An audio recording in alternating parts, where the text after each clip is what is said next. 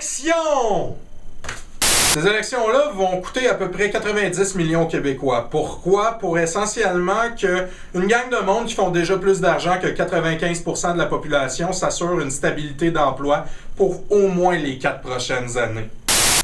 Pendant ce temps-là, le gouvernement monte les tarifs d'hydro pour les citoyens puis coupe dans tous les services parce que, supposément qu'il faut se serrer la ceinture.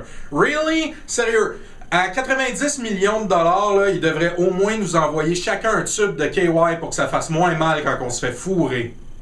Là, les 3 gros partis, ils vont se fesser dessus pour nous faire croire qu'ils sont pas tous pareils puis qu'ils vont pas continuer le même néolibéralisme qui est partout depuis les 20 dernières années. Moi, je ris quand le monde me dit que le PQ, c'est un parti de centre-gauche ou même gauchiste des fois, parce que ça fait juste prouver une chose, c'est que le branding, le marketing puis l'influence des médias, ça peut faire acheter n'importe quoi à n'importe qui. Le PQ, le PLQ puis la CAQ, là, c'est essentiellement la même affaire si t'enlèves le marketing. C'est les mêmes idées, c'est les mêmes intérêts. La seule différence qu'il y a là, c'est que cette fois-ci, le PQ, ils ont des vedettes. Au point où on est rendu, là, la politique, c'est pas grand-chose de plus qu'un concours de popularité. Puis c'est tellement rendu une satire d'elle-même que ça me surprendrait pas que d'une couple d'années, on se ramasse juste avec un gros gouvernement académie à TVA. 1$ par appel pour élire le gouvernement, pas de choix! Le candidat 1 du PLQ a autant de charisme qu'une sangsue à la tête d'un parti de sangsues qui se sont payés un buffet à volonté pendant 9 ans sur le dos des contribuables. La candidate 2 du PQ, elle n'ose pas trop parler parce qu'elle sait très bien que si elle dit quelque chose de risqué, elle va perdre des votes. Fait qu'elle attend juste que les 2 autres looks fassent des fausses notes, puis après ça, elle va avoir le champ libre.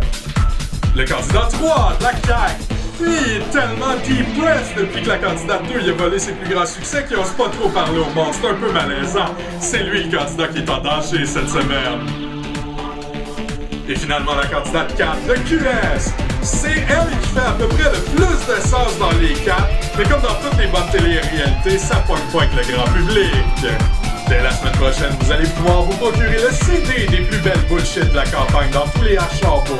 Vous allez aussi pouvoir lire tous les potins dans le séjour. Et demain, dans le Journal de Montréal, vous allez pouvoir lire ce qui s'est passé dans les coulisses pendant que Martineau en parle en utilisant, comme d'habitude, sa logique de boîte à Cracker Jack pour chier sur tout ce qui est pas aussi extrémiste que lui. Puis pendant ce temps-là, la grande gagnante, elle va continuer son beau travail de faire profiter les banques, les multinationales qui sont trop cheap pour payer leurs employés un salaire qui a de l'allure, puis les riches qui payent de moins en moins d'impôts pendant qu'ils se plaignent que dans le fond, c'est les hosties de pauvres le problème. Pour être réaliste, là, ce monde-là, les riches, les patrons, puis les banquiers, pis tout ça, ils n'ont pas besoin de voter parce que peu importe qui c'est qui gagne ces élections le 7 avril, c'est encore eux qui vont être au pouvoir.